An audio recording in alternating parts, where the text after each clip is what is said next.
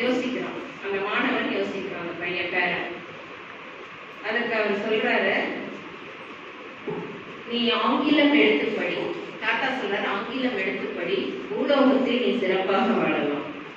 ஆங்கிலம் எடுத்தால் பூலோகத்தில் சிறப்பாக வாழலாம்.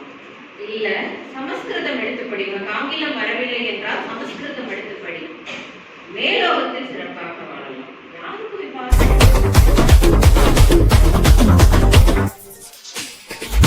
மேலாளராக இருந்த பொழுது எனது மேசையில் கணினி வைக்கப்பட்டது. அந்த கணினியை நானாக கற்றுக்கொண்டேன், நானாக என்னை வளர்த்துக் கொண்டேன். எனக்கு கணினி துறையில் எனக்கு ஆசிரியர்கள் எவருமே கிடையாது.